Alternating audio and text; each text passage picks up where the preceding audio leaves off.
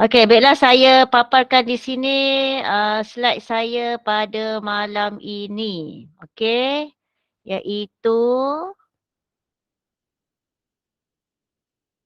rumusan. Okey, rumusan kita saya dah bagi bahan pada semua ya. Iaitu tema kita ialah, okey, saya punya slide permulaan lah ya. Itu gambar saya telah dikartunkan. Okey, jadi untuk malam ini ya, bahan kita pada malam ini bermula dengan bahan satu iaitu rumusan tentang trauma. Okey, tema ini adalah tema kesihatan tapi lebih fokus kepada trauma. Okey, apakah yang dikatakan dengan trauma? Jadi saya harap kamu semua dah bacalah tentang bahan yang terdapat, petikan yang terdapat dalam bahan satu. Okey, antara lain yang paling penting untuk bahan rumusan ini yang wajib perlu dibaca ialah arahan soalan. Ya, arahan soalan pastikan dibaca terlebih dahulu sebelum sebelum rumusan dibina. Okey, iaitu arahan yang paling penting untuk rumusan di sini ialah tidak melebihi 120 patah perkataan. Okey, jadi pastikan, biasakan belajar buat rumusan tidak melebihi 120 patah perkataan. Okey, jadi untuk soalan rumusan ini saya ambil daripada soalan soalan percubaan 2021 Negeri Terengganu. Okey. Jadi bahannya ialah tentang trauma. Okey, sebenarnya bahan satu ini petikan peperiksaan percubaan Negeri Terengganu 2021 ini petikannya ringkas sahaja. Tapi mengandungi beberapa fokus ya dalam bahan inilah.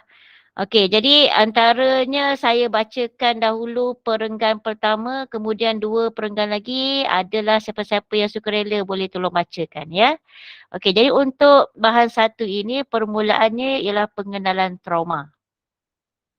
Okey, trauma ialah pengalaman individu yang unik tentang suatu perkara atau keadaan yang kekal seperti keupayaan individu untuk mengintegrasikan pengalaman dan emosi atau terharu dengan suatu pengalaman yang luar biasa seperti rangsangan yang kuat dan berbahaya.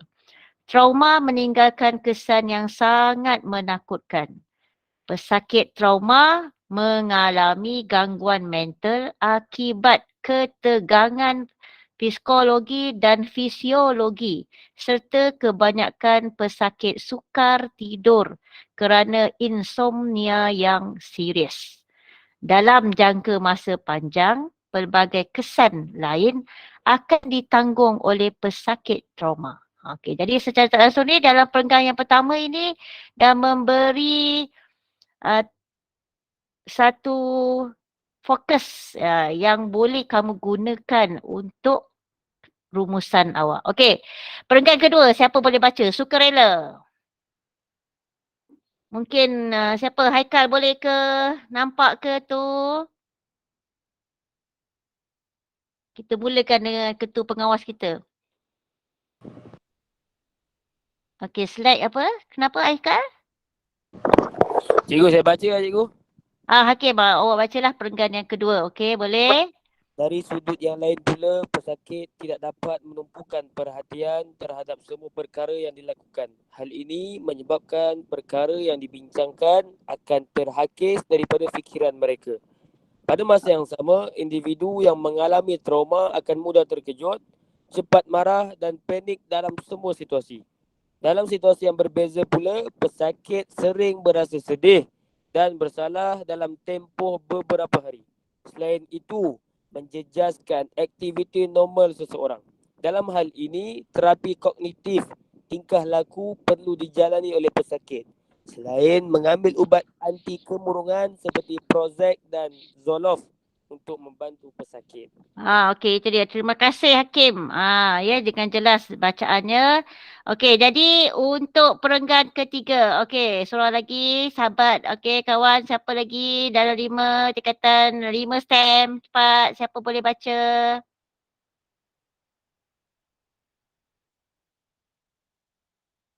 Okey, perempuan-perempuan pula. Siapa dia? Anis, baca Anis. Cikgu, slide cikgu tak tukar-tukar lah cikgu. Tak tukar-tukar? Kenapa? Dia Tak still nampak? lagi gambar kartu cikgu. Oh, iya ke? Oh, okey. Jadi saya tak share lagi lah maksudnya. Saya stop sharing Saya tak tahu. Saya dah okey tadi. Sekejap saya cuba tukar balik. Oh, iya ke? Jadi saya besarkan. Ini dia. Ada? Nampak? Tak Tak ada ada. juga? Tak ada juga? Okey, jadi kalau gitu sekejap saya masukkan dulu kawan awak ni. Okey, saya stop sharing balik semula. Saya masuk yang satu lagi kejap. Okey, saya masuk semula.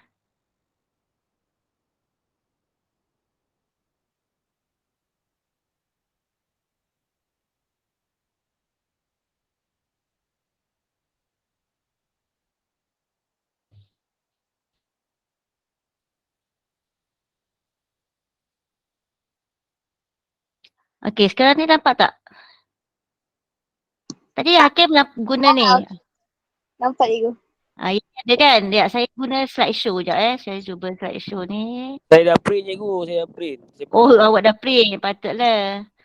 Okey, sekejap. Saya guna slideshow saya ni. Ini ada tak? Nampak yang besar ke yang ada slide kecil? Yang slide kecil. Oh, yang ada tepi dia tu ya?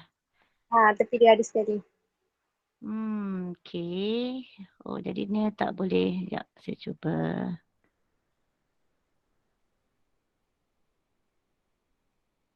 Yang ini boleh? Besar? Boleh cikgu. Ada tak dia punya bahagian tepi slide yang lain tepi ada tak? Tak ada. Tak ada. Okey. Jadi baca perenggan yang terakhir, Anis. Okey. Masyarakat juga perlu dididik agar tidak terlalu terbawa-bawa dengan masalah yang dihadapi. Sebaliknya, mencari jalan penyelesaian supaya dapat keluar daripada kempompong permasalahan yang membelenggu minda mereka. Tegasnya, pesakit perlu berkongsi masalah yang berkaitan dengan trauma bersama-sama ahli keluarga supaya proses pemulihan dapat dipercepat. Okey, bagus Anis ya. Okey, itu dia. Sedikit saja untuk bahan satu ni untuk petikan dari Negeri Terengganu ni ya. Jadi untuk soalan SPM yang sebenar pun sebenarnya petikan yang diberi pun tidaklah terlalu susah. Semua boleh faham sebenarnya kalau betul-betul awak baca petikan yang diberi. InsyaAllah lah. Okey, sekarang kita masuk pula petikan bahan kedua. Bahan kedua itu ialah bahan grafik. Okey, ini dia.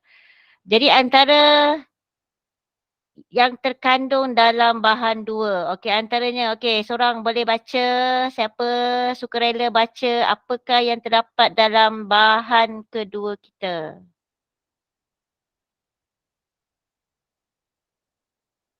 Okey, ada siapa lagi tak yang nak masuk ni?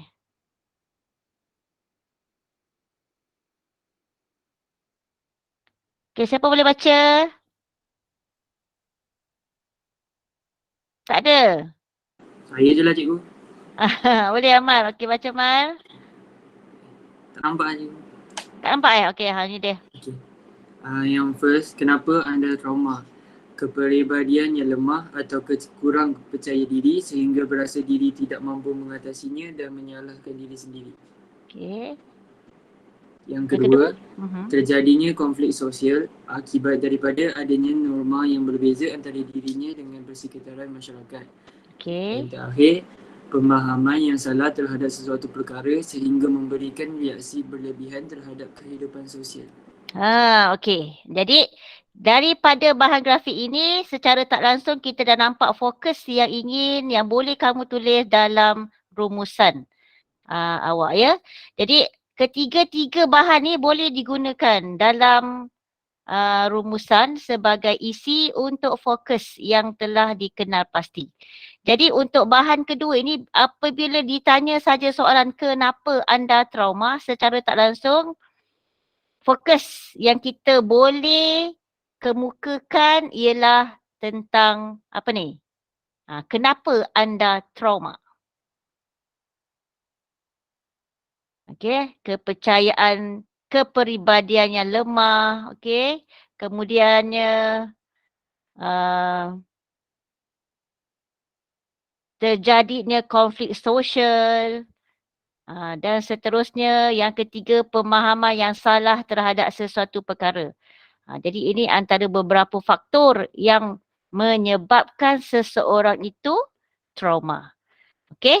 Jadi fokus yang kita boleh nampak, sebab tu saya jelaskan kat sini dulu, saya dah beritahu kalau sekiranya kamu tak nampak lagi fokus pada bahan satu, terus lihat pada bahan kedua. Okey, daripada bahan kedua itu, sebab bahan kedua merupakan grafik. Bila grafik akan diberi beberapa perkataan yang memang jelas kat situ menggambarkan fokus. Jadi daripada bahan dua ini kita boleh nampak apakah kenapa anda trauma ni merujuk kepada faktor kepada penyumbang kepada trauma. Ya. Jadi secara tak langsung kita dah dapat tahu fokus dalam rumusan yang boleh ditulis ya. Okey, jadi sekarang ni saya dah minta ya semua baca baca dahulu bahan ni. Jadi kita teruskanlah kepada isi-isi yang perlu kita lihat. Okey, jadi dalam slide ni saya dah besarkanlah untuk awak ya. Satu demi perenggan demi perenggan lah. Okey, sebelum tu ini adalah bahan arahan soalan, bahan satu untuk arahan soalan. Seperti mana yang telah dibaca tadi. Okey, seterusnya kita lihat pada bahan satu yang pertama.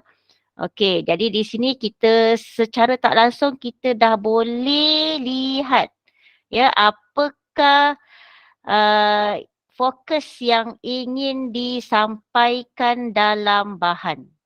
Okey, kalau kita lihat di sini ya. Okey. Kita ambil pen laser point dulu. Okey. Ada perkataan kesan di sini. Ada perkataan kesan di sini. Jadi kita boleh gunakan. Mungkin ini boleh dijadikan sebagai fokus dalam rumusan awak. Okey. Jadi dalam perenggan pertama ni semuanya tentang definisi trauma. Ya, definisi trauma. Tapi daripada definisi ini juga kita boleh jadikan juga isi kalau sekiranya diperlukan. Ya. Jadi saya nak tanya awak lah daripada bahan petikan itu apakah fokus yang boleh diperoleh? Okey, boleh jelaskan siapa yang dah tulis? Okey, saya teruskan masuk kepada slide perenggan yang kedua. Okey, perenggan kedua kita.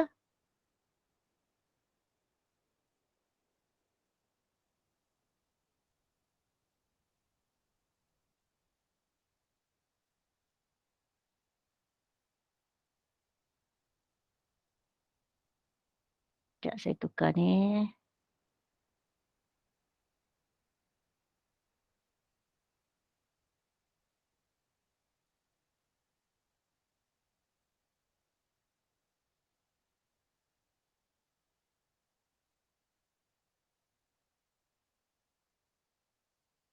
Mana pula nak tukar pen ni? Lupa pula.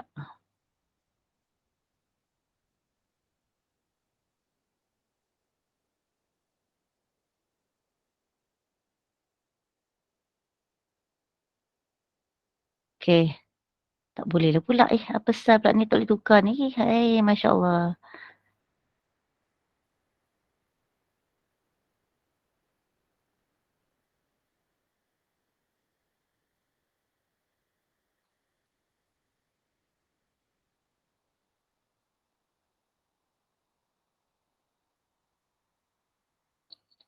Okey. Dari kita tukar kepada ini penggan kedua. Okey, dari sudut lain pula, pesakit tidak dapat menumpukan perhatian terhadap semua perkara yang dilakukan. Hal ini menyebabkan perkara yang dibincangkan akan terhakis daripada fikiran mereka. Pada masa yang sama, okey, saya nak awak cuba perhatikan kepada penanda wacana ya. Selepas penanda wacana itu juga merupakan isi kepada fokus yang telah dikenal pasti. Okey, antaranya seperti ini, pada masa yang sama. Okey, pada masa yang sama ini, alamak, okey. Kemudian, okey, dalam situasi yang berbeza pula. Ini juga merupakan penanda wacana walaupun panjang, tapi selepas penanda wacana ini sebenarnya merupakan isi kepada fokus. Iaitu satu lagi, selain itu menjejaskan aktiviti normal seseorang. Okey. Jadi inilah beberapa isi yang boleh kamu tulis, iaitu antaranya ialah kesan. Sebab kenapa kita lihat kesan, ada perkataan imbuhan mekan ini seolah-olah kesan kepada trauma ya. Okey, jadi lihat lagi sekali untuk perenggan yang ketiga. Okey, dalam perenggan ketiga pula, okey, kita lihat apakah yang ingin disampaikan. Okey, masyarakat juga perlu dididik. Okey, perkataan perlu. Ada perkataan perlu boleh menggambarkan fokus yang lain pula. Okey, apa dia? Perlu dididik agar tidak terlalu terbawa-bawa dengan masalah yang dihadapi. Sebaliknya mencari jalan penyelesaian supaya dapat keluar daripada kepompong permasalahan yang membelenggu minda mereka. Jadi tegas dia pesakit perlu juga. Okey, ada satu lagi tindakan yang perlu dilakukan oleh pesakit, itu apa dia? Berkongsi masalah yang berkaitan dengan trauma. Okey, ini juga boleh dijadikan sebagai fokus dalam rumusan awak. Jadi sekarang ni cuba awak senaraikan, okey, siapa yang boleh bagi tahu pada saya apakah fokus yang ingin disampaikan dalam bahan rumusan kita. Bahan 1 dan bahan 2. Okey. Kalau tak nak sebut guna mic, tulislah dekat ruangan komen tu pun boleh tulis. Saya bacakan. Saya boleh tengok guna slide saya lah. Okey, apa dia?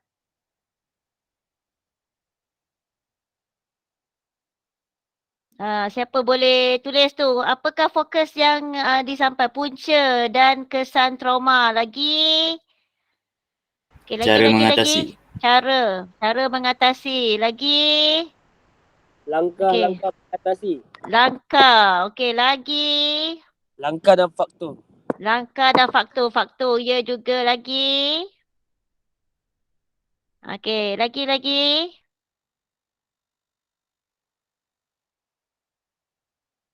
Langkah, faktor. Lagi apa? Kesan. Mesti ada. Punca. Punca tu faktor lah ya, Amal. Okey. Jadi cuba kita lihat jawapan masing-masing. Saya akan terus paparkan kepada pendahuluan rumusan. Okey, pendahuluan rumusan kita. Okey, ini dia. Kita lihat apakah fokus yang akan Okey, ini bahan 2 lah. Okey, bahan 2. Okey, cuba semak betul tak apa yang kamu dah tulis. Okey, ini dia. Semua fokus perlu ditulis dalam pendahuluan awak. Okey, apa dia? Ini dia. Kesan, punca, langkah. Sebab tadi ada langkah kan? Ada perlu apa untuk yang perenggan terakhir. Okey, jadi dalam bahan rumusan ini walaupun ringkas tetapi mengandungi 3 fokus. Okey, fokus pertama ialah kesan. Fokus kedua ialah punca. Kita ambil daripada grafik tadi. Kemudian fokus yang ketiga ialah langkah. Yang uniknya, yang paling penting ya, rumusan untuk Negeri Terengganu tahun lepas ni dalam percubaannya hanya menulis satu idea sahaja, iaitu trauma kepada emosi manusia. Okey, walaupun ada 3 fokus tapi hanya tulis satu idea sahaja. Ya, ataupun ayat yang menggambarkan kepada ketiga-tiga fokus tersebut. Ya, jadi untuk tahun lepas berbeza pula soalan SPM tahun lepas apabila antara fokus 1 dan fokus 2 ideanya berbeza tetapi dalam tema yang sama. Idea ni maksudnya yang saya gariskan ni ya, trauma kepada, maksud tema lah ya. Trauma kepada emosi. Okey, kadang-kadang ada juga ditulis kesan kepada kehidupan manusia. Contoh macam tu. Tapi di sini dalam soalan kali ini ketiga-tiga fokus ini menggambarkan kepada emosi manusia. Ya, tidak kepada perkara lain. Jadi ketiga-tiga fokus dalam soalan ini merujuk ataupun berfokuskan kepada ataupun menerangkan tentang emosi kepada trauma kepada emosi manusia. Ya. Jadi subjeknya ialah manusia. Okey. Untuk untuk menulis pendahuluan, awak mulakan dengan rumusan membincangkan.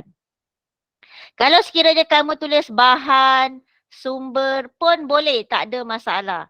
Tapi cikgu-cikgu selalunya akan ajar rumusan membincangkan. Sebab apa? Perkataan rumusan ini ada dalam soalan. Jadi tak payahlah awak nak fikir-fikir. Tengok saja dalam soalan 9 tu bawah dia tulis rumusan. Jadi terus guna perkataan rumusan. Jangan guna petikan Jangan guna petikan membincangkan. Itu dari segi isinya salah.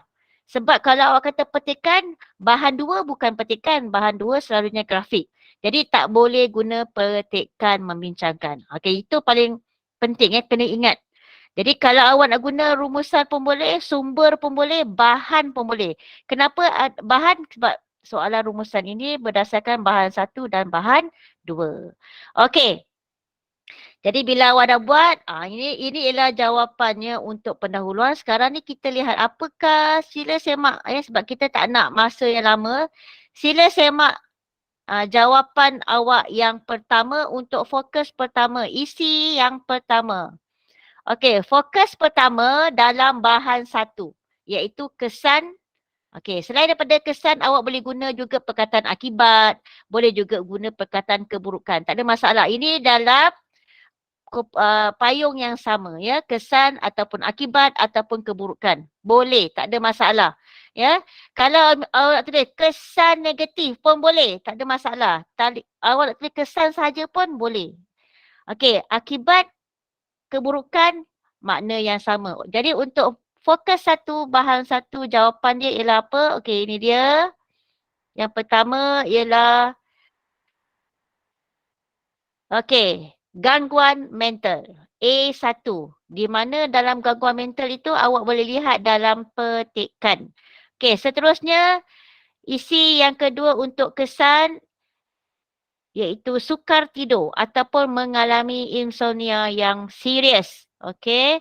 Dan A3, tidak dapat menumpukan perhatian terhadap semua perkara yang dilakukan. Dan A4, mudah terkejut, cepat marah dan panik dalam semua situasi. Okey. Jadi dan yang kelima, sering berasa sedih dan bersalah. Jadi untuk soalan ini, fokus 1 ni sebenarnya jawapannya ringkas-ringkas saja.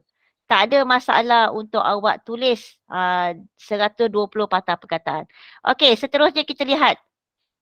Fokus yang kedua pula, dalam bahan 1 juga. Ya, iaitu langkah ataupun cara ataupun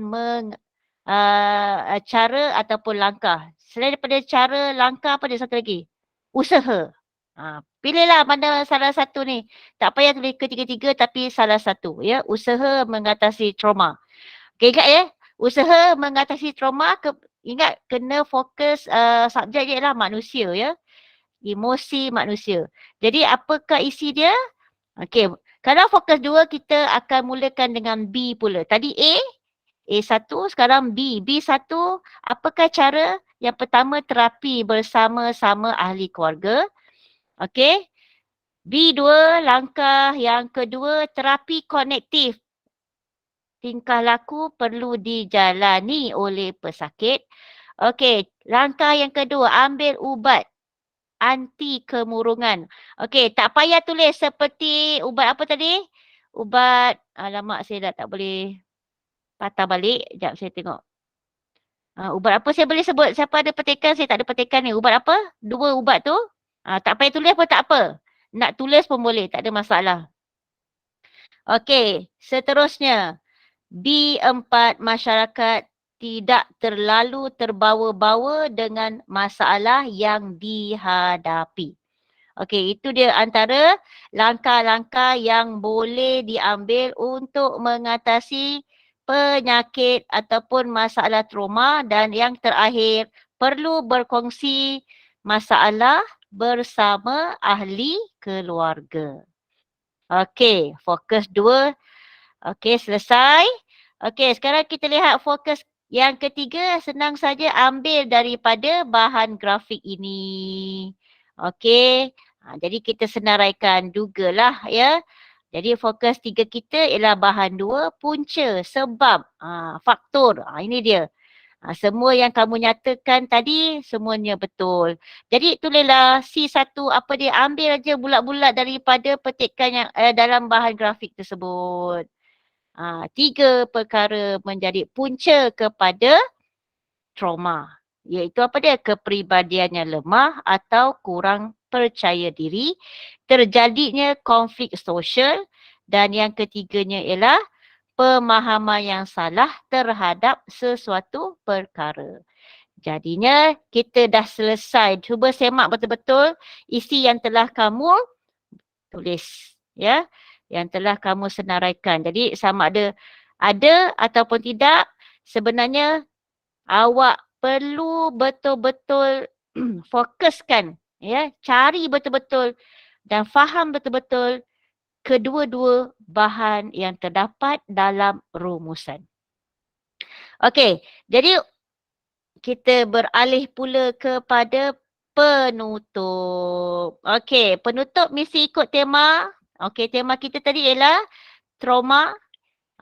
Penyakit kita iaitu penyakit trauma tadi perlu ada cadangan dan perlu ada harapan. Antara contoh, ya, antara contoh kepada penutup. Okey, ini dia, senang saja. Mesti ada, tema kita ialah pesakit trauma. Okey, mesti ada ayat cadangan. Kenapa perlu ada ayat cadangan? Kita perlu mulakan ayat kita dengan perkataan kata perlu. Lagi apa? Hendaklah, mestilah. Okey, kemudian kita lihat, fokuskan kepada siapa yang kita nak tujukan. Di sini saya gunakan kepada masyarakat. Okey, boleh juga guna individu lain. Contohnya, setiap individu, umum saja pun boleh. Ataupun kita boleh kata kerajaan perlu membantu pesakit trauma pun boleh. Tak ada masalah. Itu semua ialah cadangan awak. Jadi bila cadangan ni yang paling penting mesti ada perkataan perlu. Okey. Dan mesti ada perkataan agar. Kata hubung agar untuk menggambarkan ayat harapan. Okey, tadi perlu menggambarkan ayat cadangan. Manakala perkataan agar perlu digunakan. Ya, wajib digunakan untuk menggambarkan ayat harapan. Okey, apakah harapan kepada pesakit trauma ini? Ya, masyarakat perlu bantu pesakit trauma ini. Apa dia? Agar mereka boleh menjalani kehidupan yang lebih sihat. Okey? Jadi itu dia. Dalam menulis penutup mesti ada 2 bahagian. Sebabnya satu bahagian, 1 markah, 1 bahagian lagi untuk ayat harapan, 1 markah lagi. Jadi 2 markah. Jadi bagaimana cara nak tulis rumusan awak, kenalah ikut, ya. Okey, kena ikut ini cara tulisnya, iaitu apa dia?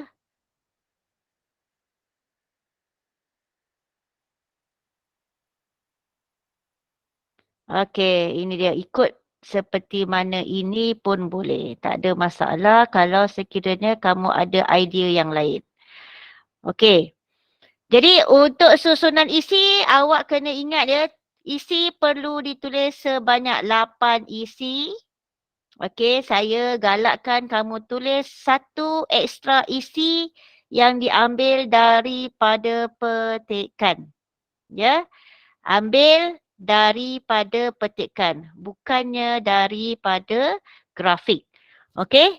Jadi untuk menulis rumusan ini, awak bolehlah salin, boleh tengok, boleh awak ambil gambar pun boleh, tak ada masalah, supaya awak dapat idea bagaimana cara hendak menulis rumusan. Okey, saya rasa sampai setakat ini untuk hari Isnin ni, rumusan kita jangan lagi ada yang tak tahu tulis rumusan. Okey, ingat ya, rumusan mesti mula dengan rumusan membincangkan ataupun bahan membincangkan ataupun apa dia tadi, selain daripada rumusan, bahan, apa lagi? Satu lagi tadi apa? Saya pernah lupa, tiba-tiba je lupa. Sumber. Sumber. Ya, betul. Sumber membincangkan. Okey.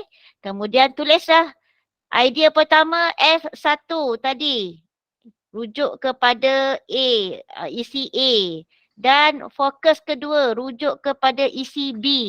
Serta fokus ketiga rujuk kepada isi C. Okey. Isi A kita ialah kesan trauma. Okey, kesan trauma ialah apa? Mulakan, ingat tu, perkataan yang berwarna merah ini penting ya. Supaya awak boleh menulis rumusan secara gramatis. Kemudian gabungkan, awak boleh gabungkan isi satu dengan isi dua. Kesan trauma ni tadi gabungkan, gunalah kata hubung dan. Ataupun nak gabungkan sekali 3 isi, gunalah kata hubung serta. Okey? Boleh, tak ada masalah. Okey, ada 1, 2, 3. Isi, kesan, ambil 3. Okey? Kemudian langkah mengatasi trauma, saya tulis kepada B. Ya, fokus isi. Untuk langkah mengatasi trauma B1. Okey. Mesti guna perkataan ialah. Ingat tu. Kata bantu ialah. Ya, kalau sekiranya guna perkataan adalah diikuti dengan kata kata hubung relatif ataupun kata hubung komplement. Adalah untuk, adalah bahawa. Ini baru perkataan adalah. Tapi kalau perkataan ialah diikuti dengan kata nama ataupun diikuti selepas tu ada kata kerja pun tak ada masalah. Kita guna perkataan ialah. Okey, ambil langkah yang pertama untuk mengatasi trauma, tulis pada B1. Kemudian, okey, saya bagi idea pada awak guna kata hubung selain. Okey, selalunya kita guna perkataan selain itu kan. Di tengah-tengah boleh juga guna kata hubung selain ini. Di tengah-tengah dalam menulis isi. Gabungkan untuk B1 dengan B2. Okey, kemudian awak nokta. Gunalah penanda wacana seterusnya. Okey, guna penanda wacana seterusnya untuk membolehkan ayat awak itu gramatis. Tulis B3, isi 3 untuk fokus yang kedua. Gabungkan dengan B4, fokus kedua, isi kedua untuk fokus kedua ya. B4, isi keempat. Minta maaf, isi yang keempat untuk fokus yang kedua. Kamu gabungkan dan seterusnya gunalah kata penanda wacana manakala. Okey, yang ini saya terlupa nak tukar ni sebenarnya. Ya. Iaitu apa dia? Tentang, okey saya tukar sekarang lah. Ya, saya lupa pula nak tukar. Okey, iaitu apa dia? Faktor. Ini dia. Faktor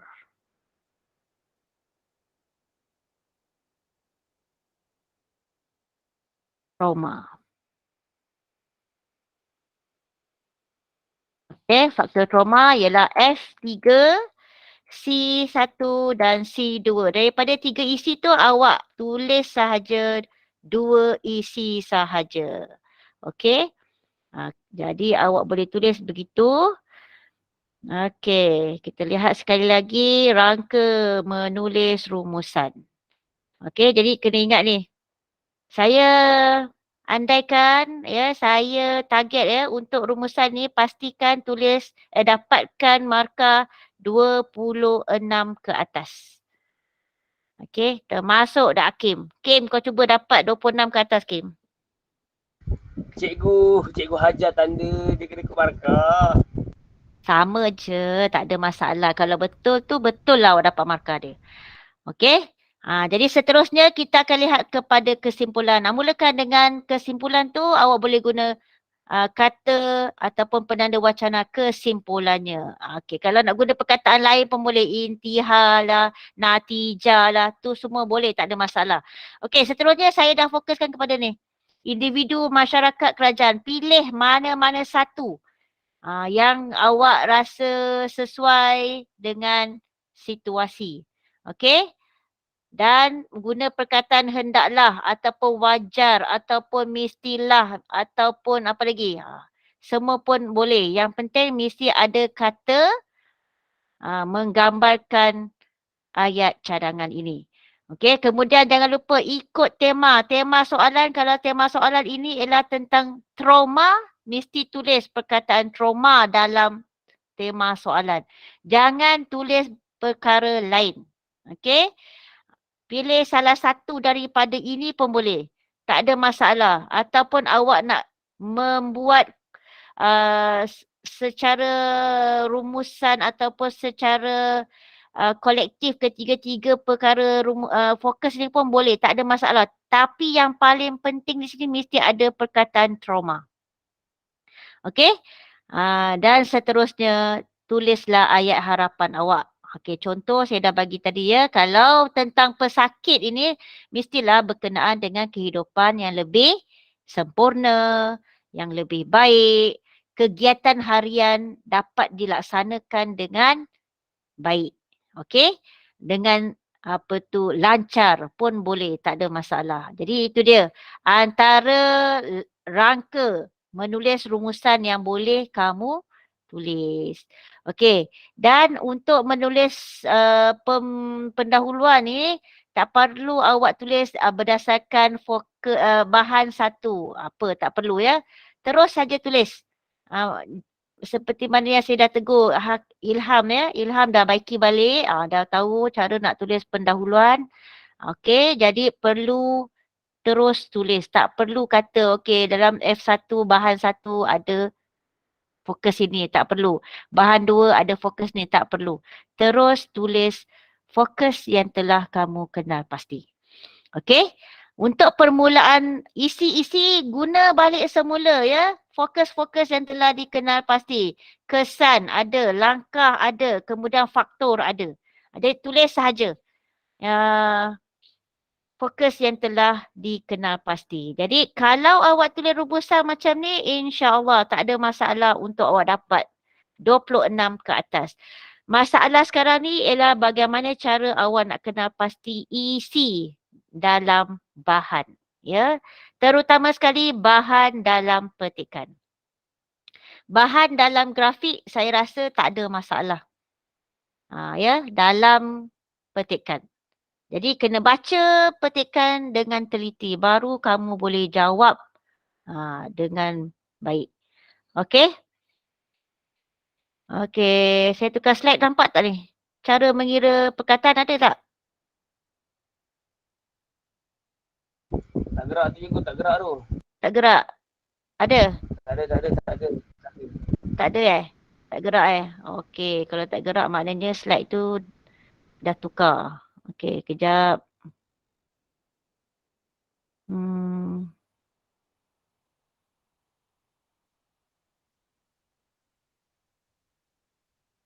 Okey, kita lihat pada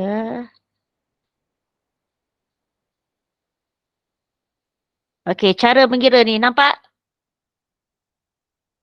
Cara mengira perkataan ada? Okey, ini antara beberapa perkara yang perlu kamu tahu ya. Cara mengira perkataan ini penting. Sebab jangan tulis lebih daripada 120. Okey, untuk penanda wacana yang terakhir ni ya, penanda wacana dikira sebagai satu perkataan. Walaupun kamu tulis selain itu, dikira sebagai satu perkataan. Okey, yang pertama nama khas. Walaupun panjang, contoh dulu yang maha mulia Seri Paduka Baginda, dikira sebagai satu perkataan. Jangan takut jadikan dia satu perkataan.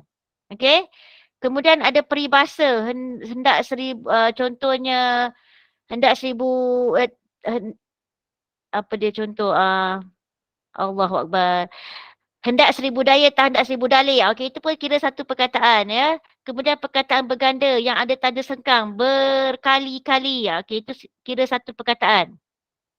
Kemudian di sekolah, ke sekolah itu dikira satu perkataan. Kemudian waktu tarikh satu perkataan. Walaupun ya kamu tulis 1 November tu awak tulis November ejaan. Kira satu perkataan ya.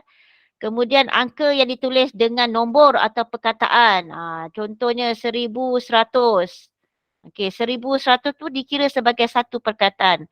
Kemudian gelaran. Gelaran contohnya Perdana Menteri. Kira satu perkataan. Okey, jadi itu dia. Dan yang terakhir dalam rumusan ni yang perlu kamu tahu, dah. Itu je lah. Okey, sekarang kita kongsi pula. Ada apa-apa soalan tak untuk rumusan ni? Sekarang dah pukul 10. Ada apa-apa soalan? Tak ada, cikgu. Tak ada Okey, sekarang saya kongsi pula slide untuk novel pula. Okey, untuk novel penting ya, 10 markah. Okey, sekejap. Saya stop sharing ini.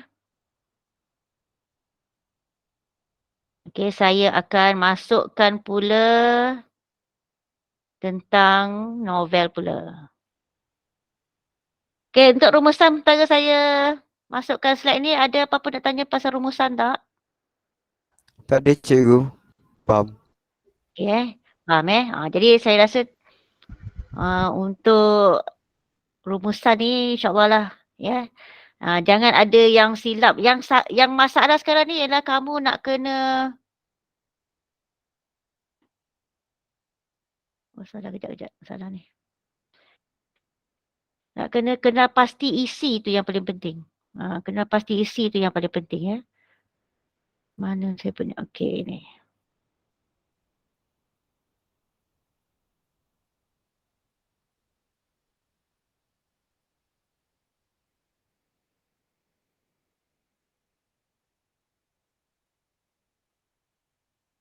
Okey, sekarang nampak ni?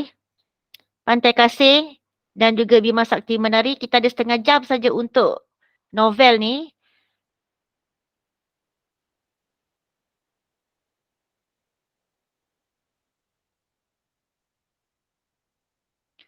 Okey, saya besarkan slide.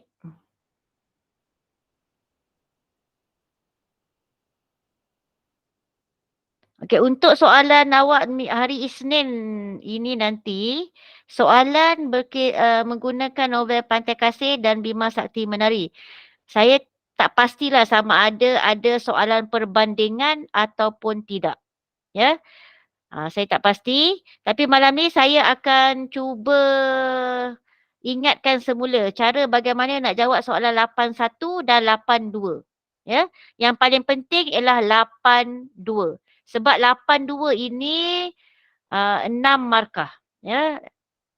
Jadi awak kena tahu cara bagaimana nak menjawab soalan untuk 8. Ni tak payah kita skip. Okey.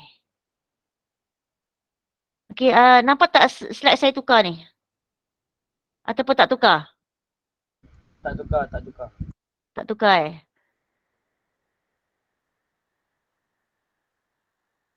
Okey, tak tukar bermakna saya kena guna Slide besar. Okey. Okey, nampak tak? Jelas. Okey, ya. Yang pertama, novel Pantai Kasih. Tingkatan 4. Jadi saya harap kamu semua ingat balik semula. Okey, jadi saya bagi secara dengan cepatlah, awak tolong baca, ingat balik semula. Lepas kamu baca malam ni, insyaAllah kamu boleh ingat hari Isnin nanti. Saya doakan kamu ingat. Okey, yang pertama kita lihat pada permulaan novel. Ingat balik semula baca ni. Sambil-sambil saya slide tu berjalan tu, bolehlah awak baca sendiri-sendiri. Okay. Lepas tu kita akan terus pada soalan kita untuk yang soalan yang saya dah bagi tu. Okey. Baca sendiri dulu. Ini dia permulaan novel Pantai Kasih. Dah habis? Surah nyaut? Dah habis? Masih baca lagi? Masih baca. Masih baca. Okey, awak baca malam ni, insyaAllah ya, hari Isnin nanti boleh jawab. Okey, ini pun ringkas saja saya buat ni sebenarnya. Ini pun saya sudah bagi dulu pada awak semua. Tak apa, kita ulang balik semula. Okey, habis. Saya tukar slide satu lagi. Okay, saya tadi dulu. Okey. Baca. Baca lagi. Alamak, sekejap. Okey, saya naik balik. Okey. Okey, baca. Ini tadi kan? Slide sama ke ni? Tak sama. Tak sama okey. Baca.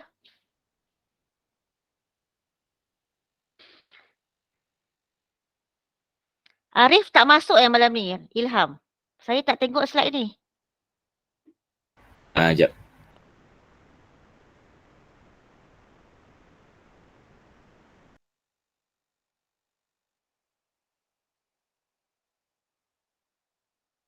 Tengok pada ruangan komen tu. Naim ada kan? Tadi saya dah masukkan dia. Naim ada. Naim okey?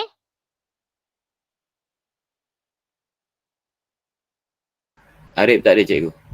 Arif tak ada Naim Naim. tak sihat ni cikgu. Dia diam ni, kesian Naim. Dia ke? Oh, hari Isnin ni boleh ke tidak tu datang lah? Okey, dah habis baca. Slide yang kedua. Okey, untuk slide kedua ni, Dr. Raiha teringat tentang diri dia, tentang ayah dia ya. Tentang ayah dia. Kenapa ayah dia tak menggalakkan dia menjadi seorang doktor. Okey, habis. Kemudian bertemu pula dengan rakan sekolahnya, Felicia Landosi. Okey. Habis, saya tukar lagi slide. Okey, kita masuk pula pertengahan novel. Okey, pertengahan novel apa yang berlaku dalam Pantai Kasih. Okey, cerita pula tentang Dr. Sadis. Ya. Okey, Dr. Raiha mengandungkan anak mereka yang cacat. Semasa dalam kandungan, Dr. Sadis suruh Dr. Raiha menggugurkan kandungannya. Okey. Kemudian dalam pertengahan novel juga cerita pasal doktor palsu. Ingat. Kena tahu tu. Okey. Seterusnya cerita pula tentang Ibu Unong Sirun. Ya. Yang mempersoalkan tentang kewibawaan Dr. Wang. Ya, yang bertanggungjawab mengendalikan kes anaknya, Unong Sirun. Ya. Di sini ada menggambarkan bagaimana pusat rawatan Pantai Kasih ini lebih berfokuskan kepada keuntungan. Okey.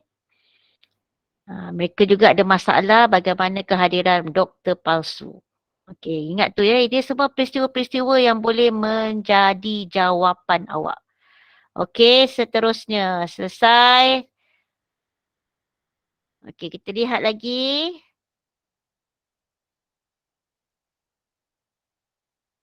Okey, dalam pertengahan novel ni juga apa yang berlaku?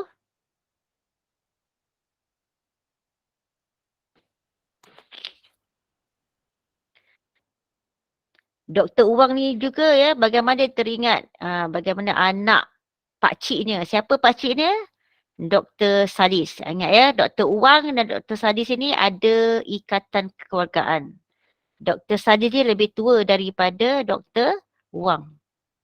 Sebab tu ayah Dr. Raiha tidak suka dengan menantu dia ni sebab sama usia dengan bapa Dr. Raiha.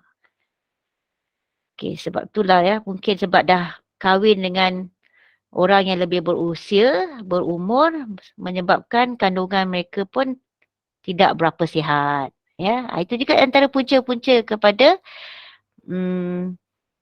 kandungan kandungan Dr. Raiha. Okay, sebab Dr. Sadis ni dah tua sebenarnya. Okey, dalam peristiwa untuk ini pula, slide ini menggambarkan bagaimana Dr. Sadis ni marah dengan Dr. Raiha. Ya, berhenti di satu kawasan rumah tumpangan, marahkan Dr. Raiha, maka Dr. Sadis beli minyak petrol, kemudian bakar kereta mewah dia. Okey, kebetulan ketika itu anak Dr. Raiha iaitu Rohayu ni berada berdekatan, keluar dari rumah tumpangan tu berada berdekatan dengan kereta Porsche tersebut. Lalu mati. Okey. Okey, habis baca.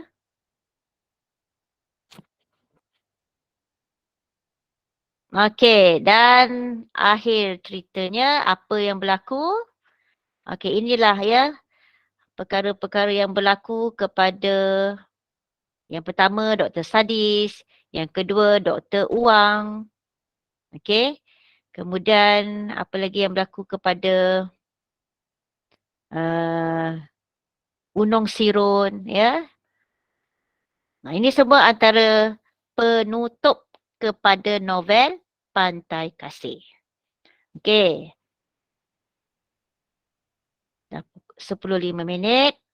Okey, habis untuk 5 minit. 5 minit saja baca untuk novel Pantai Kasih. Okey, itu yang pertama novel Pantai Kasih. Kita lihat pula novel Bima Sakti Menari pula. Okey. Tapi sebelum kita novel Bima Sakti Menari, itu dia antara beberapa peleraian novel ni ya. Yang pertama Dr. Sadis mati, meninggal dunia. Sebab apa? Merempuh lori. Okey, inilah kata kifarah ya. Yang berlaku kepada Dr. Sadis. Yang kedua, Dr. Uwang. Apa yang berlaku, apa yang dilakukan kepada Unong Sirun, berlakulah kepada diri dia sendiri. Ya, jadi untuk menyelamatkan Dr. Uwang, Dr. Raiha terpaksa menggunakan alat ganti tulang yang sama seperti Unong Sirun dahulu untuk menyelamatkan nyawa dia. Sebab mengalami kecederaan yang teruk pada bahagian pergelangan tangan dan lutut. Okey, jadi dia guna balik semula ya gantian yang digunakan untuk Unong Sirun. Okey, itu dia. Kemudian Unong Sirun ni akhirnya dah pulih seperti biasa ya. Sebab Dr. Raiha merawatnya dengan menggunakan alat gantian yang terbaik. Okey, habis. Okey, kita lihat pula kepada novel. Okey, ada satu lagi ya, peleraian novel Doktor. Apa berlaku lagi?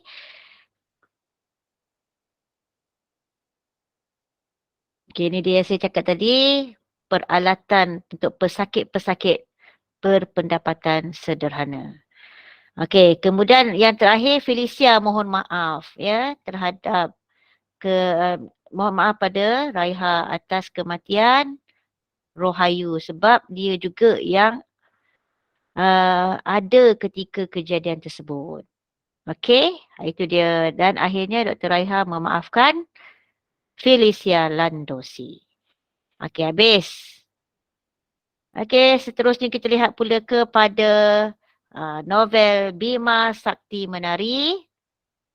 Okey. Apa yang berlaku pula dalam Bima Sakti Menari? Okey, permulaan novel. Okey, baca-baca. Ulang semula.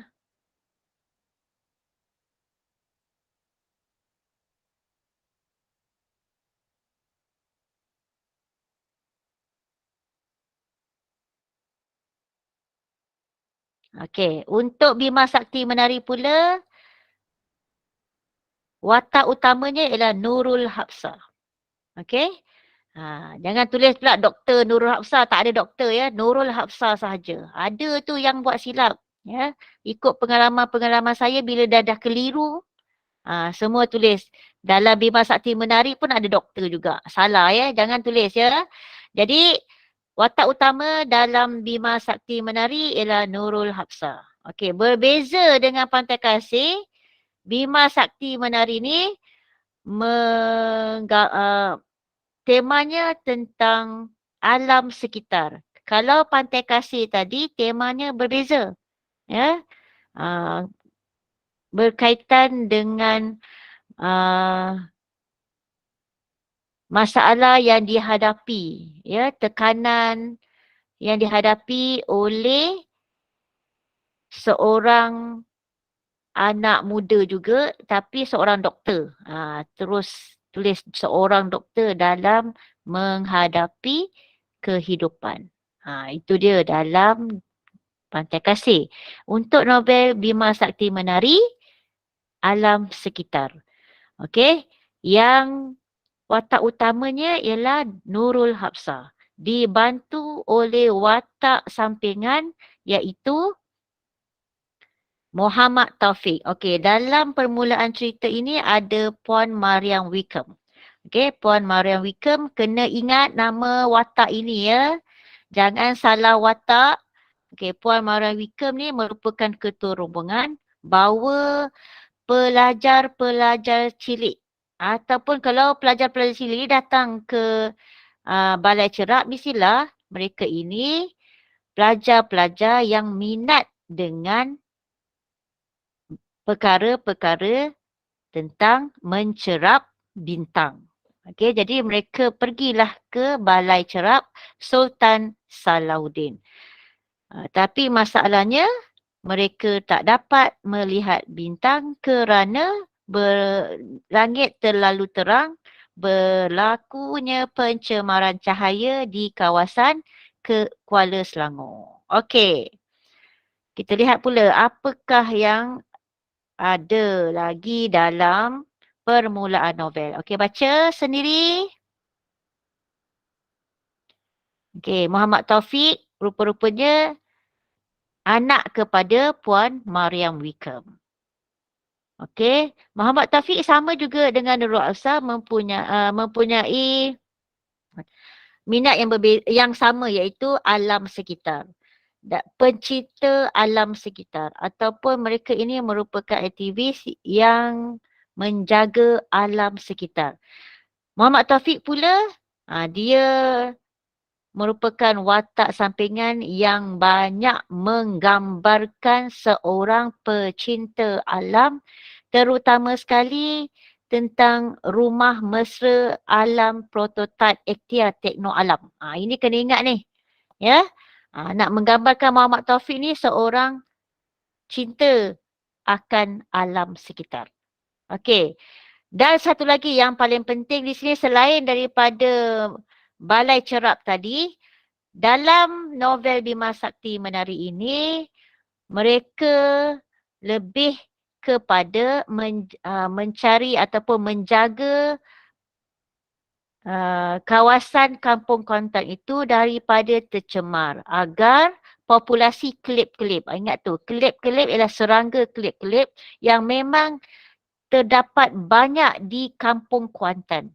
Sehingga sekarang ni ya, masih lagi ada banyak kelip-kelip yang terdapat di Kampung Kuantan. Kampung Kuantan ni kat mana?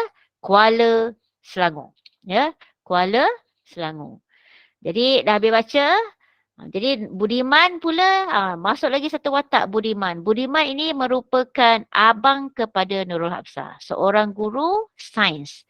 Ya, jadi mereka ni sama-sama mempunyai minat yang sama terhadap alam sekitar. Okey, habis. Kita lihat apa pada pertengahan novel pula. Okey, pada pertengahan novel pula, okey, sila baca.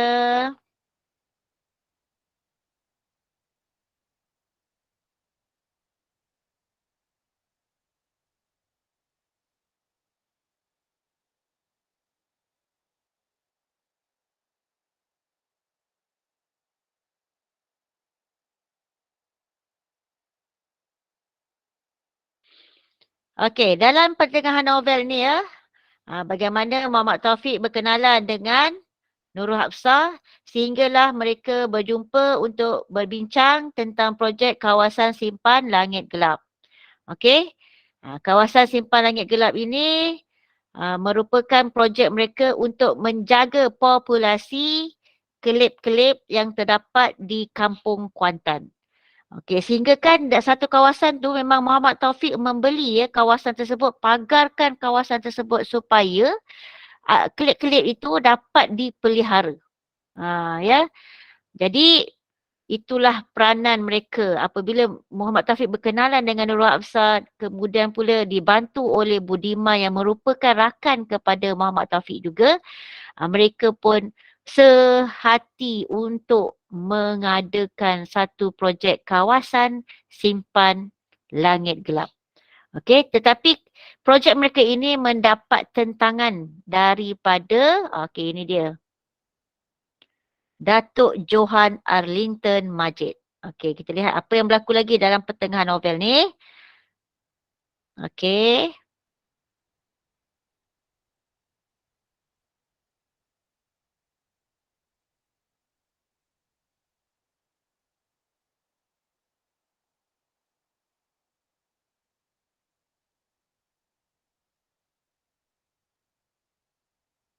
Okey.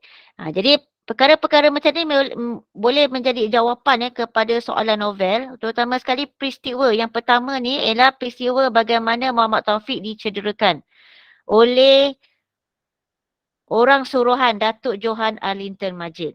Okey, kemudian apabila Muhammad Taufik dicederakan, berlaku lagi peristiwa Nurul Hafsah diculik dan abangnya Budiman dipukul.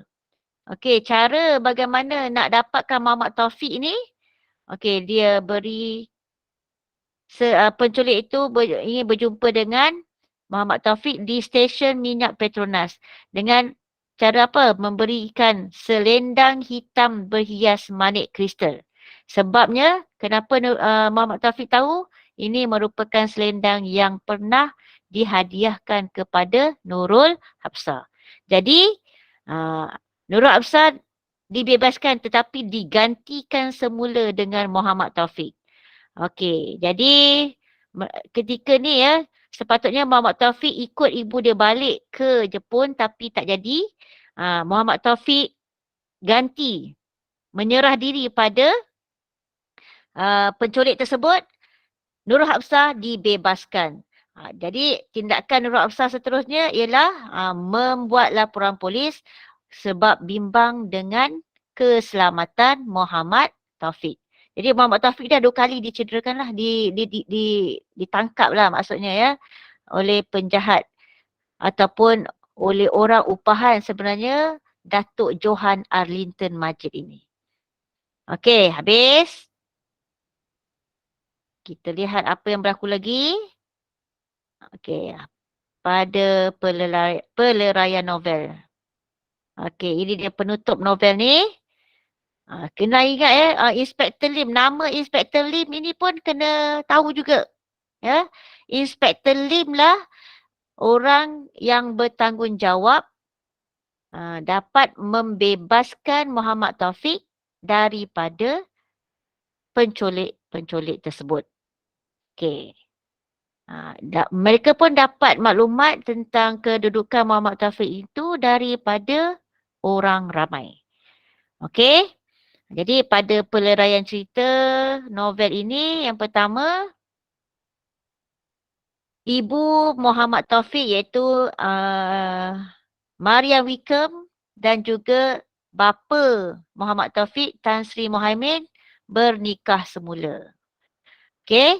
Yang kedua, Muhammad Taufik menghantar rombongan untuk melamar Nurul Hafsah. Itu sahaja untuk penutup novel Bima Sakti Menari. Okey. Jadi untuk soalan novel, untuk soalan bahagian 1, okey, saya dah bagi pada awak soalan ini iaitu soalan yang diambil dari negeri Kedah. Jadi untuk sinopsis Pantai Kasih dan Bima Sakti Menari tadi, saya harap kamu dah boleh hadam, dah boleh jawab nanti soalan ini pada hari Isnin nanti. Saya tak nak awak tinggalkan soalan novel ini. Mesti dapat 10/10 markah. Kalau tadi untuk rumusan awak mesti dapat 26 ke atas. Untuk novel pastikan jangan dapat kurang daripada 5 markah. Dan pastikan awak dapat sekurang-kurangnya 9/10 markah. Okey. Jadi untuk soalan novel, soalan nombor 8, bahagian 1. Okey, soalan bahagian 1 ini diambil dari mana-mana 8 novel yang dikaji di seluruh Malaysia. Jadi pada malam ini saya ambil soalan percubaan negeri Kedah tahun lepas, 2021, diambil daripada novel Jendela Menghadap Jalan. Okey, jadi saya harap kamu semua dah baca lah sebab saya dah bagi bahan ni awal kan. Jadi kamu dah tahu apakah sebenarnya yang ingin diberi sebagai jawapan. Okey, soalannya, bagaimanakah aku tahu bahawa nenek dalam keadaan gusar? Okey, untuk soalan 8.1 ni, pastikan jangan dapat kosong dan pastikan saya nak dapat 4/4. Kalau 4 markah dalam penandaan tata cara pemarkahan, 4 markah ni mesti ada 3 jawapan yang tepat. Ya, 3 jawapan yang tepat. Dan perlu ditulis dengan ayat yang lengkap. Jadi, apakah jawapannya? Kita kena lihat kata kunci. Kata kunci yang pertama ialah lihat pada perkataan aku, kata ganti diri aku. Yang kedua ialah lihat pada nenek dan yang ketiganya ialah lihat pada keadaan gusar. Apa yang berlaku pada nenek dalam keadaan gusar? Gusar ni maksudnya bergelora lah. Okey, jadi jawapannya awak boleh nampak dalam petikan ini. Okey, yang pertama, cara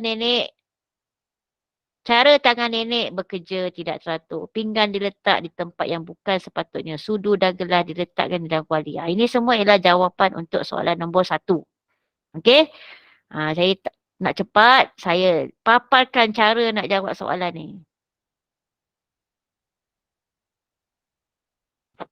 Okey, saya dah highlightkan perkara-perkara penting dalam menjawab soalan. Okey, ini dia. Jadi soalan, jawapan untuk soalan 8.1 ni ambil sahaja daripada petikan. Ya, kamu boleh salin aja balik semula daripada petikan. Tak payah nak guna ayat lain. Okey, tetapi pastikan untuk ayat gramatis gunalah penanda wacana dan gunalah kata hubung. Okey, kalau soalan ni bagaimana, kenalah guna perkataan, contoh macam ni lah, apabila ataupun kerana. Ini semua boleh. Kalau soalan mengapa, kerana. Ya, kalau soalan bagaimana, kita gunalah kata hubung apabila. Okey, kemudian tulis saja isi pertama, nokta. Gunalah penanda wacana. Gramatiskan ayat awak tu. Selain itu, okey, isi yang kedua. Kemudian kalau isi 2 dengan isi 3 awak nak gabungkan, awak gunalah kata hubung serta. Okey. Itu dia untuk soalan 8.1. Yang paling penting sekarang ialah soalan 8.2. Okey, soalan 82 untuk soalan negeri Kedah ni. Okey, ini dia soalan dia. Okey, siapa boleh baca soalan yang bahagian bawah ni? Okey, sebelum kita sekarang dah pukul 10.20. Okey, cepat kita boleh lihat apakah, bagaimana cara nak menjawab soalan ni. Bacakan Saya baca, soalannya. cikgu, saya baca. Okey, baca. Baca, Kim. Pelbagai berdasarkan novel Ni, bawah ni, pelbagai. Okey, Kata kunci dia. Pelbagai kisah dan peristiwa yang digarap oleh pengarang dalam sesebuah novel dapat menimbulkan kesan di hati pembaca. Berdasarkan novel yang anda kaji, jelaskan dua peristiwa dan sebab-sebab peristiwa tersebut menyentuh perasaan anda. Okey, Kim, saya tanya awak, ada berapa bahagian soalan ni, Kim?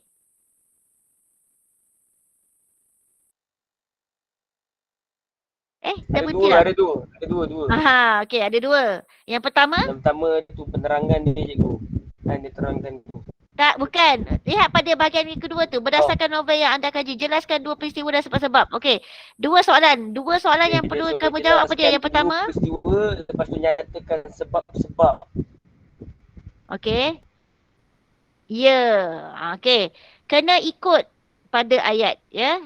Mula-mula nyatakan peristiwa. Dan yang kedua, sebab peristiwa itu menyentuh perasaan anda tu tukar saya. Okey, kalau soalan tanya peristiwa, dalam peristiwa tersebut boleh terus masukkan nama watak. Okey. Contohnya, peristiwa yang terdapat dalam novel Pantai Kasih ialah peristiwa Dr. Raiha dipaksa oleh Dr. Sadis menggugurkan kandungannya yang cacat itu. Contoh macam tu. Terus masuk watak. Kalau soalan tanya peristiwa. Ya. Tapi kalau soalan tak tanya peristiwa, bagi jawapan umum dahulu. Ya. Okey. Kemudian lepas dah beritahu peristiwa tersebut, terus bagi jawapan. Sebab peristiwa tersebut menyentuh perasaan saya ialah. Baru awak akan dapat 2 markah. Okey? Jadi saya tak nak buang masa, kita lihat jawapannya terus. Okey.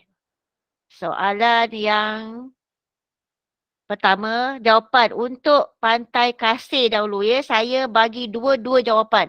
Pantai Kasih dan Bima Sakti Menari. Jadi tolong hadam lepas ini peristiwa jawapan ini. Okey, saya dah highlight kat situ. Mesti ada peristiwa, mesti ada sebab. Okey, kalau tak ada tulis kedua-dua bahagian ini, jawapan awak itu tidak lengkap. Okey, permulaan jawapan awak terus ikut pada ayat soalan. Berdasarkan novel yang saya kaji, ikut balik ayat dalam soalan. Okey, nyatakan novel tersebut. Okey, siapa nama semua ni ada dalam soalan. Jangan risau. Tulis balik semula. Okey, terus bagi jawapan. Peristiwa. Peristiwa Unong Sirun menjalani pembedahan berulang sebanyak 6 kali. Okey, jangan salah tulis. Ada yang tulis 4, ada yang tulis 3. Okey, sebenarnya 6 kali. Tetapi kena ingat ya, kali ke-6 itu bersama Dr. Raiha. Kali yang pertama hingga ke-5 bersama Dr. Wang. Kali yang ke-6, yang terakhir itu bersama Dr. Raiha. Okey, jadi awak tulislah 6 kali. Kenapa peristiwa itu menyentuh perasaan awak? Okey, jadi kalau di sini awak ada tulis perkataan perasaan. Kalau awak nak khususkan pun boleh, tak ada masalah. Awak terus kata menyentuh perasaan simpati saya pun boleh. Tak ada perkataan simpati pun tak apa. Tulis saja menyentuh perasaan saya apabila Unong Sirun terpaksa menjalani pembedahan secara berulang. Okey, itu dia. Jadi ada jawapan yang pertama, ada jawapan yang kedua. Jadi 2 markah. Baru dapat 2 markah. Okey, gunalah perkataan penanda wacana untuk isi yang kedua. Selain itu, terus masuk peristiwa. Peristiwa Dr. Raiha didesak oleh suaminya Dr. Sadis supaya menggugurkan kandungannya yang tidak normal. Okey, ini peristiwa yang kedua. Okey, kenapa peristiwa itu menyentuh perasaan awak? Okey, sebut. Menyentuh perasaan saya kerana Dr. Raiha dizalimi oleh suaminya yang tidak bertanggungjawab. Okey, kalau kamu tulis sampai sini, jawapan tu tepat dan kena pada dua-dua bahagian. Dah dapat dah 4 markah. Okey, tapi kalau kamu tak yakin, saya galakkan kamu tulis ekstra 1. Walaupun di atas ni tulis 2 peristiwa, betul tak? Tapi saya galakkan kamu tulis 1 lagi. Tapi pastikan isi yang pertama dengan kedua ni betul-betul yakin. Kamu betul-betul yakin itu betul. Yang ketiga ni hanya sebagai backup saja. Sebagai salah satu cara untuk awak elak kehilangan markah. Okey? Jadi isi yang ketiga sebagai ekstra sahaja.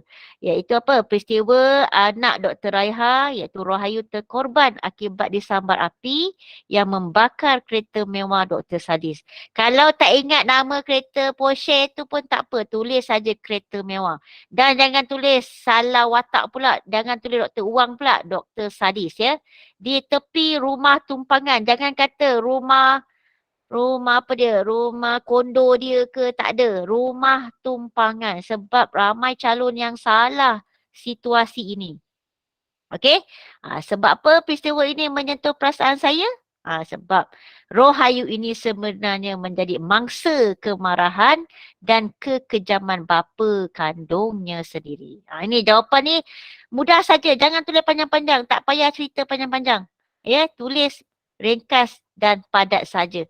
Macam ni awak dah dapat 4 markah isi. Okey, 2 lagi ialah markah bahasa. Untuk soalan bahagian kedua novel, ada 2 markah bahasa. Sebab itu awak perlu tulis dengan ayat yang lengkap. Jangan tulis tanda guna tanda dash ke, tanda sengkang ke, ataupun guna bintang ke, bulan ke apa, tak payah ya.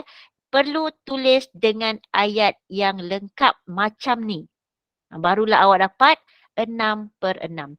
Jadi kalau tadi 4 markah dah betul, sekarang 6 markah dah dapat 10 markah lengkap. Okey, itu dia untuk soalan Pantai Kasih. Soalan yang untuk Bima Sakti Menari pula. Okey, untuk soalan Bima Sakti Menari ni pula agak panjang sikit ya. Untuk Bima Sakti Menari, sebab peristiwanya agak perlu panjang sikit untuk untuk ditulis. Tapi tak ada masalah saya rasa kalau kamu dapat tulis ya. Dengan seringkasnya. Tapi pastikan lengkap. Okey, untuk soalan Bima Sakti Menari, peristiwa yang pertama ialah peristiwa di mana hari pertama Nurul Habsah bertugas sebagai pegawai sains di Balai Cerap Sultan Salahuddin. Masa ni pengunjung cilik itu dari Jepun tak dapat melihat bintang. Sebab apa? Sebab langit terlalu cerah akibat pencemaran cahaya. Okey, peristiwa ini menyentuh perasaan. Kenapa? Menyentuh perasaan saya kerana apa? Kerana pada hari pertama bertugas, Nurul Habsah sudah diuji. Dengan apa? Dengan diuji dengan masalah ni lah. Ya, apabila dia tidak dapat memenuhi impian pengunjung yang ingin melihat bintang. Okey, jelaskan dengan tepat. Ayat tersebut disusun dengan mudah dan memenuhi jawapan.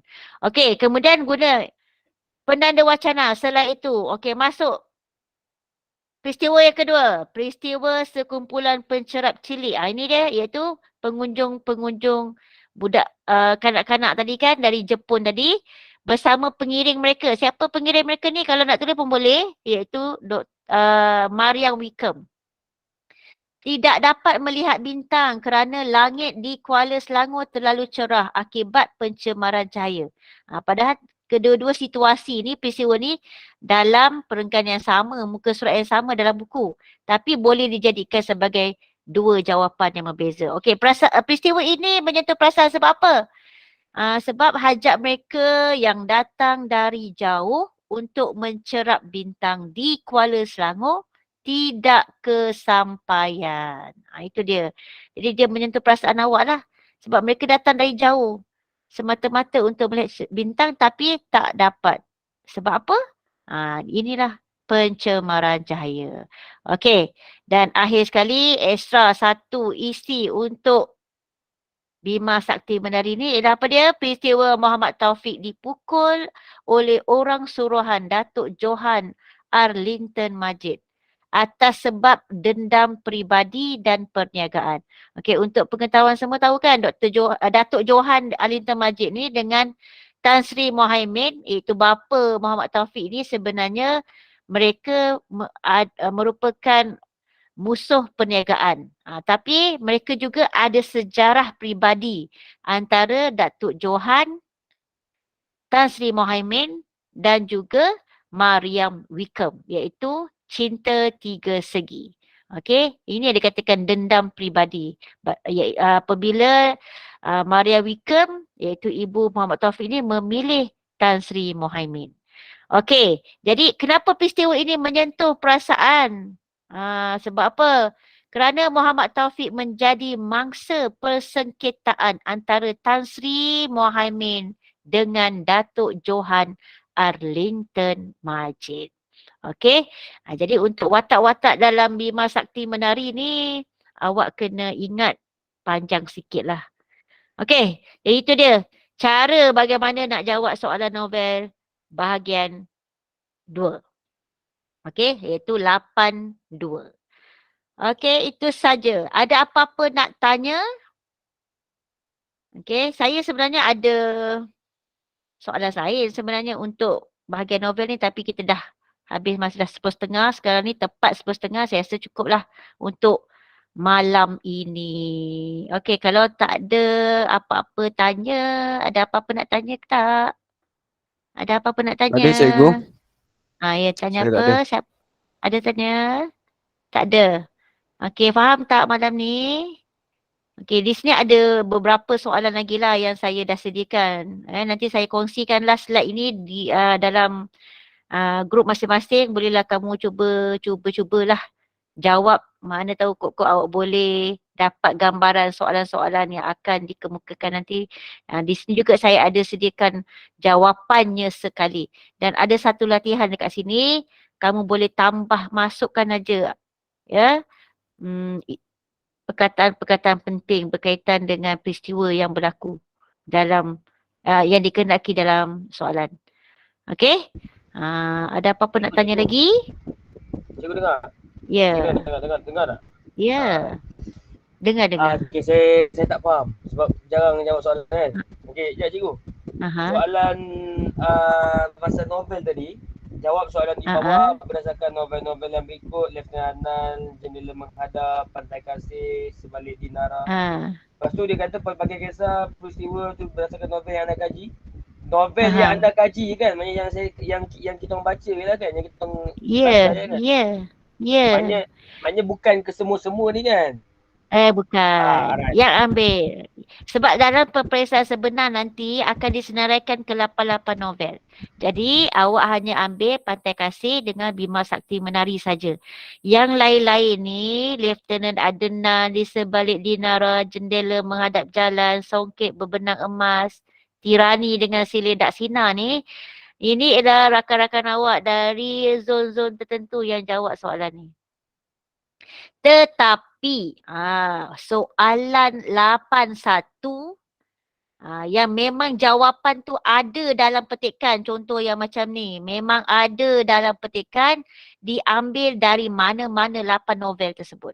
Kalau sekiranya soalan ni keluar Jendela Menghadap Jalan ni, walaupun kita tak belajar, tapi kita boleh jawab juga sebab jawapannya memang ada dalam petikan. Jadi rezekilah pada pelajar yang mengkaji novel Jendela Menghadap Jalan. Kalau sekiranya esok ataupun dalam peperiksaan sebenar nanti soalan bahagian 1 ni keluar tentang Bima Sakti Menari, maknanya rezeki kita lah.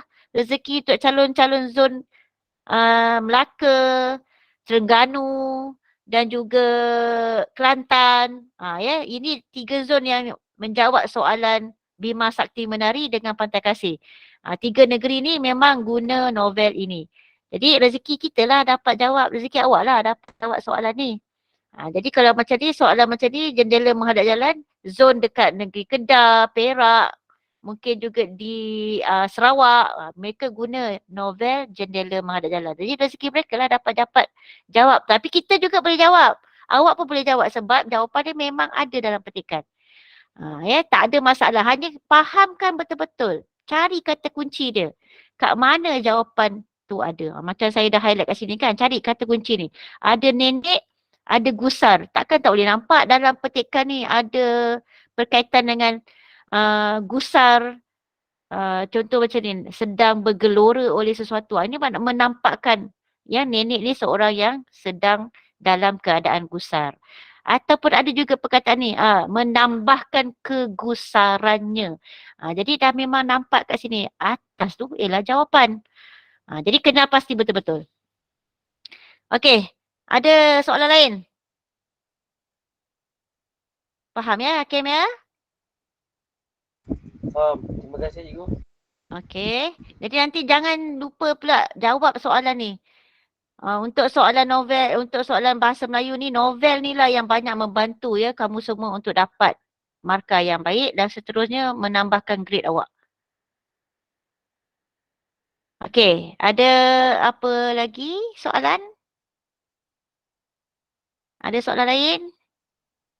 Tak ada. Kalau tak ada soalan, kita boleh, saya boleh stop sharing lah. Okey, jadi saya rasa itu saja untuk malam ini. Sekian saja, terima kasih.